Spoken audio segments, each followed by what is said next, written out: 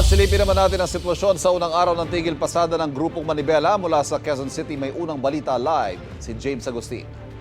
James!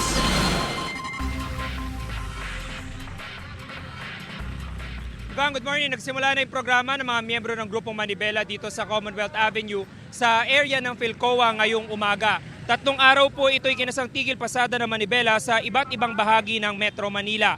Ayon sa chairman ng grupo na si Mar Balbuena, ang kanilang kilos protesta sa tigil pasada ay para ipanawagan na itigil na ang nangyayari umanong korupsyon sa gobyerno, partikular sa DPWH. Dapat din daw ibalik ang 5 taon na prangkisa ng mga tradisyonal na jeep. Dala-dala ng mga miyembro ang mga papel na may nakasaad na wakasan na ang korupsyon. May programa rin ng iba pang miyembro ng Manibela sa Maynila, Novaliches, Parañaque, Caloocan at Las Piñas.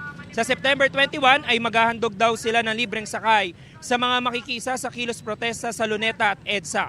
Para naman sa mga kapuso natin na mahirapang sumakay dahil sa tigil pasada ngayong araw, magde-deploy ng bus at truck ang pamahalaan sa mga rutang Monumento, Quezon Avenue via EDSA, Nagtahan, Espanya via Lacson, White Plains Avenue, Cubao via EDSA, pati sa Welcome Rotonda, Quezon City Hall via Quezon Avenue, E. Rodriguez, Araneta Avenue, Quezon Avenue at E. Rodriguez, Araneta Avenue, Cubao.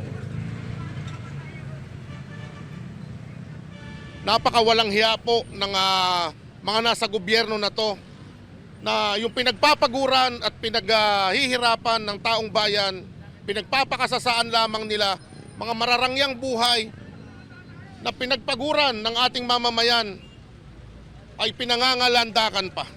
Bukod po sa korupsyon, yung mga napag-usapan ng between DOTR and Manibela noong Marso at Abril, ni isa po doon, wala pa rin nangyayari.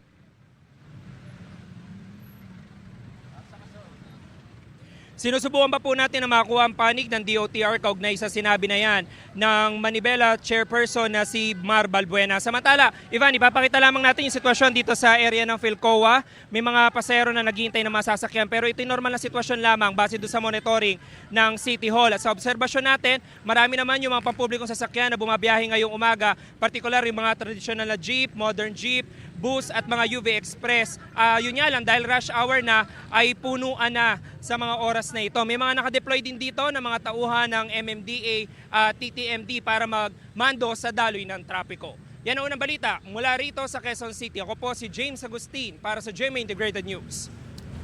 Kapuso, huwag magpapahuli sa latest news and updates. Mag-iuna ka sa balita at mag-subscribe sa YouTube channel ng GMA Integrated News.